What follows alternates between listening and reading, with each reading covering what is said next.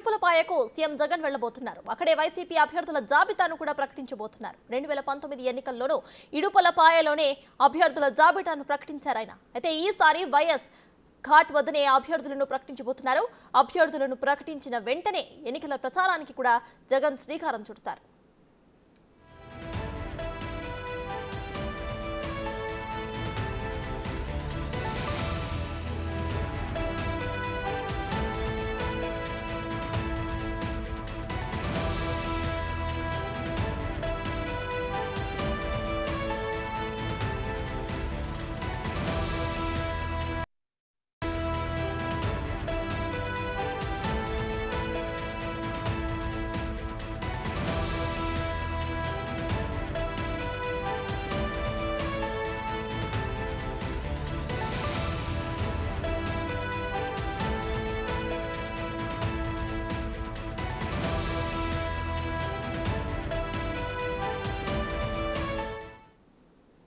CM Jagan Idupulapaya tour కు సంబంధించిన పూర్తి డీటెయిల్స్ ను మా ప్రతినిధి శివ అందిస్తారు. శివ, చెప్పండి. నెల 16న అయితే సీఎం జగన్ ఇడుపులపాయకు వెళ్లబోతున్నట్టు తెలుస్తోంది. అక్కడే పార్టీ అభ్యర్థుల లిస్టును కూడా ప్రకటించబోతున్నట్టు తెలుస్తోంది. సో దీని గురించిన అప్డేట్స్ ఏంటి?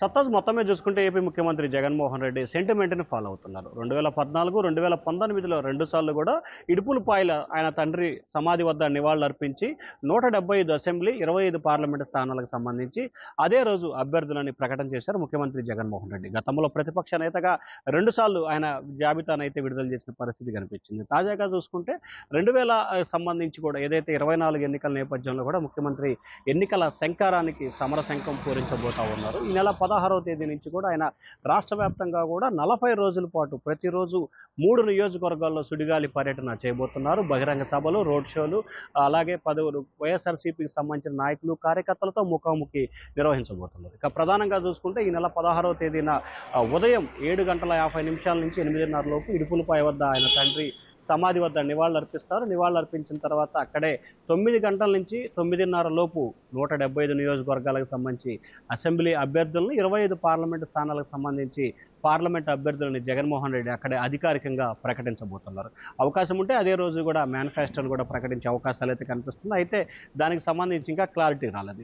ఇక ఆయన ఇడుపులపాయ నుంచి నేరుగా శ్రీకాకుళం జిల్లా ఇచ్చాపురంలో మొదటి బహిరంగ సభలో ఆయన పాల్గొబోతున్నారు. ఇప్పటికే 4 ప్రాంతాలకు సంబంధించి 4 చోట్ల సిద్ధం సభలు నిర్వహించిన వైఎస్ఆర్సీపీ తాజాగా ఎన్నికల శంకారానికి పూరించబోతుంది. 16వ తేదీకి సంబంధించి కూడా ఉదయం 11 గంటల సమయంలో కూడా ఇచ్చాపురంలో భారీ బహిరంగ సభలో జగన్మోహన్ రెడ్డి పాల్గొబోతున్నారు. అక్కడి నుంచి మధ్యాహ్నం 3 గంటల సమయంలో విజయవాడ వెస్ట్ నియోజకవర్గానికి సంబంధించి విజయవాడ సిటీలో వెస్ట్ నియోజకవర్గంలో బహిరంగ సభలో పాల్గొంటారు. ఆ తర్వాత సాయంకాలం 6 గంటలకి నెల్లూరు రూరల్ జిల్లాకు సంబంధించి కూడా బహిరంగ సభలో ముఖ్యమంత్రి జగన్మోహన్ రెడ్డి పాల్గొని ఎన్నికల సమరశంఖానికి సంబంధించి ఆయన ఎన్నికల సభని ఉద్దేశించి ఆ 3 జిల్లాలకు సంబంధించి కూడా ప్రసంగించబోతున్నారు.